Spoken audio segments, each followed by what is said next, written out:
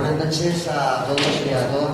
Agradecer vuestra presencia aquí en este acto y sobre todo a Juan Pedro Viñela, que es profesor del Instituto de Villafranca, Miguel de Valdés, profesor de filosofía, y bueno, es una de las personas que está un poco estudiando el tema. Es un acto más de la cumbre social Tierra de Barro que organizamos en diferentes pueblos de la comarca Tierra de Barro.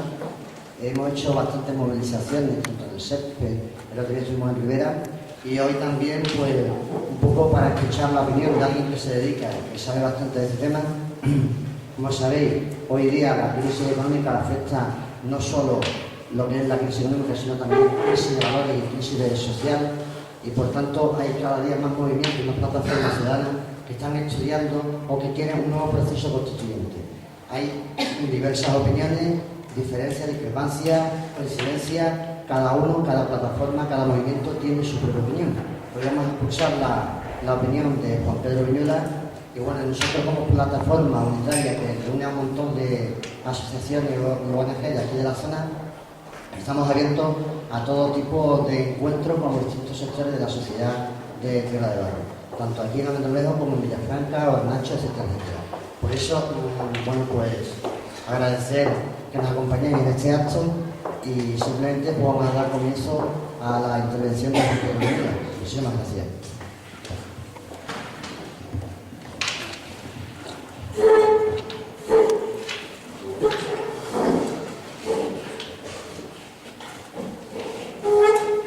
Bueno, buenas tardes a todos.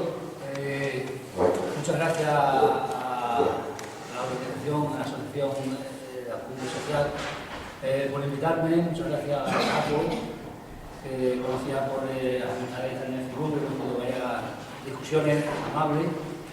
Y gracias a Juan por invitarme a participar en esta exposición. Bien, yo, bueno, pues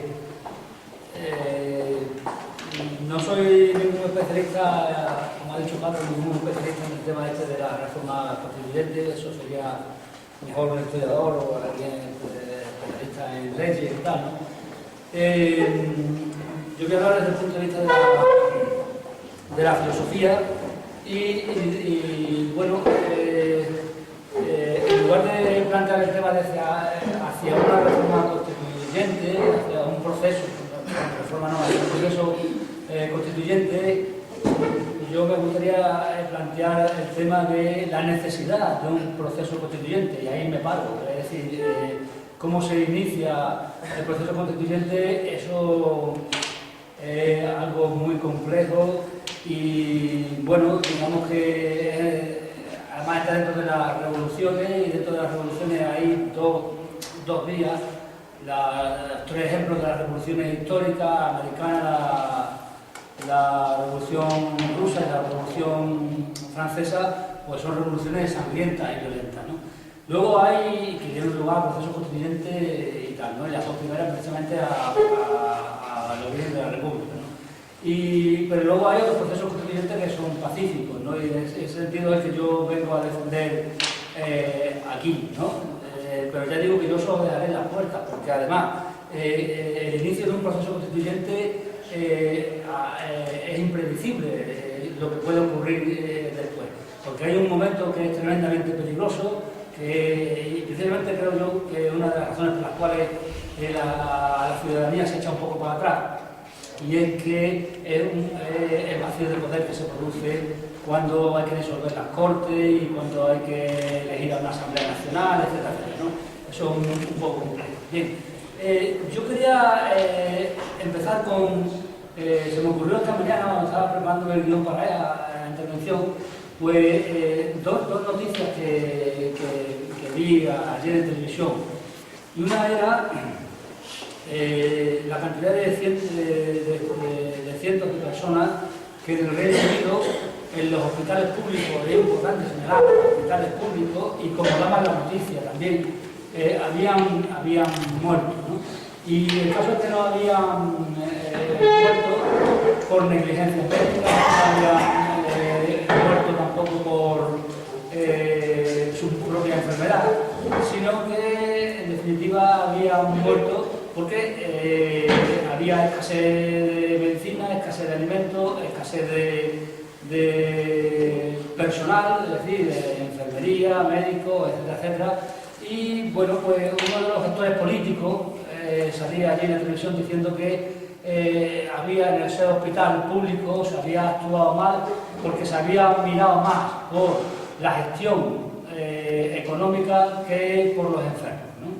Bien, esto es para mí una auténtica barbaridad, porque es que debajo estaba la palabra público y en este sentido se nos estaba dando a entender que la sanidad pública, por lo menos allí en el Reino Unido, es peligrosa porque te mueres, porque esto es la punta del iceberg, como ya ellos mismos anunciaban, porque puede haber muchos más, ¿no?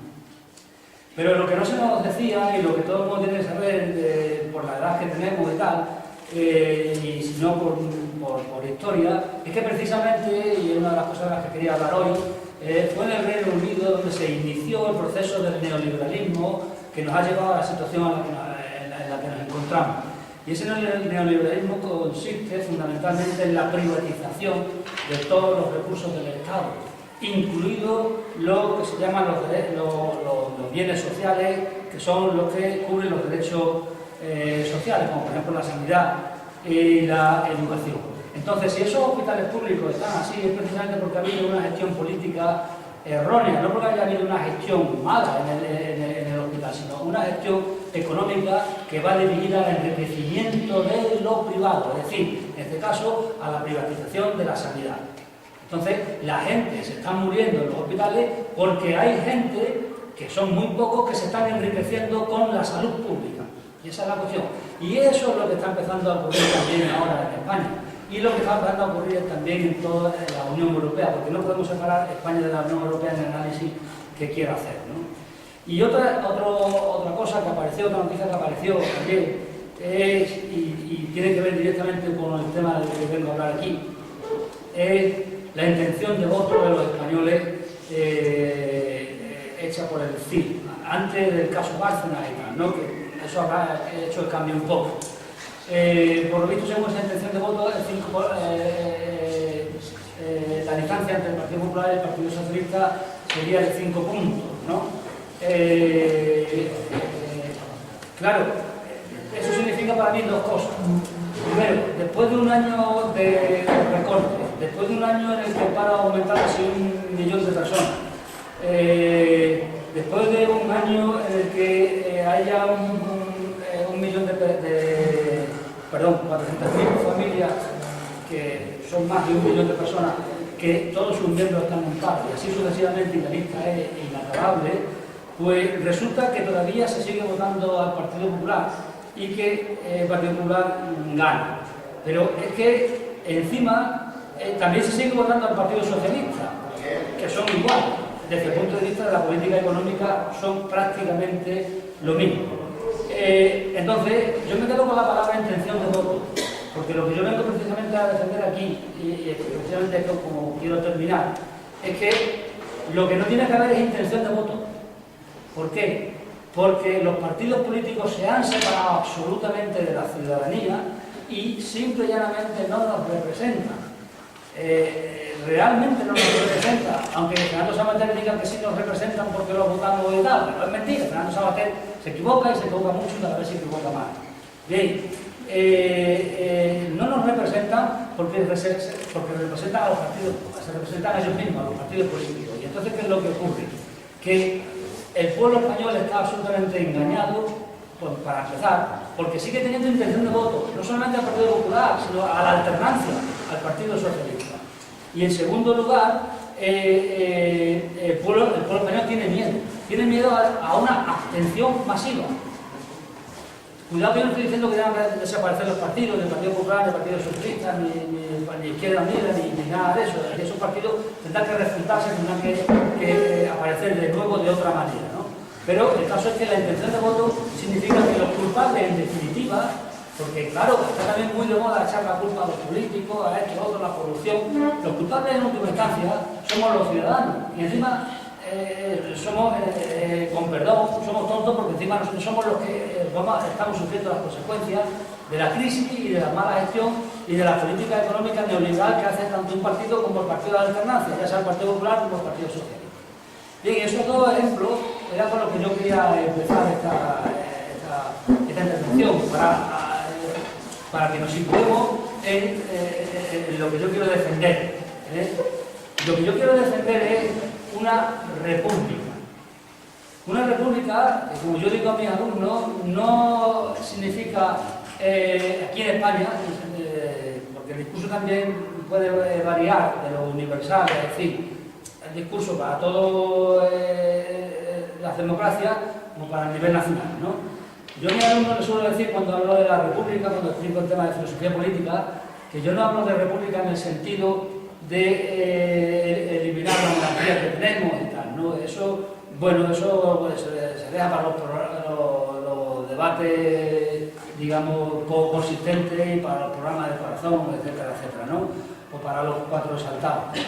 La república, para mí, y por eso la quiero diferenciar de la democracia, la república es la preocupación por la res publica, en latín, que significa preocupación por la cosa, por la cosa pública, es decir, por los asuntos públicos. Y entonces, eso requiere de un tipo de ciudadanos, requiere de políticos. Los políticos eran los que vivían en la polis, en la ciudad, los que se preocupaban por su ciudad. Y esos que se preocupaban por su ciudad eran los que tenían realmente la virtud. Y eso era, porque eran habitantes de la ciudad, se llamaban políticos. Pues, en ese sentido, todos somos políticos. Y eso es lo que defiende la República. La República defiende que debe haber participación política por parte de todos los ciudadanos, y que debe haber preocupación política, es decir, por la cuestión política, por parte de los políticos. Entonces, el ciudadano tiene que preocuparse de lo que pasa en su ciudad, en lo más cercano y también en lo más lejano, por supuesto, ¿no? Pero empezar, por supuesto, por lo más cercano. Y vigilar al político, cosa que hemos olvidado. Por eso hemos caído en la partidocracia de la que hablaré después, y han gobernado los partidos para sí mismos y no para los ciudadanos. Y el político debe preocuparse, y para eso habría que establecer en la nueva Constitución cómo deben ser los partidos políticos, cuánto tiempo tiene que haber de liderazgo, cuánto debe ser el intercambio de la cúpula de un partido, cómo se elige, todas estas cosas tienen que ser absolutamente nuevas. Los políticos tienen que ocuparse solo y exclusivamente de las cosas públicas, sin ninguna intervención en ningún aspecto económico, sin ninguna intervención en ninguna empresa. Hoy en día, y esto viene sucediendo desde hace 20 o 30 años, hoy en día los grandes mandatarios, los grandes gobernantes, no se distinguen ya de los que mandan en el mundo, porque los que mandan en el mundo son los que tienen el poder económico. Pues no se distinguen porque forman parte de los consejos de administración de las grandes multinacionales que son para las que se gobiernan.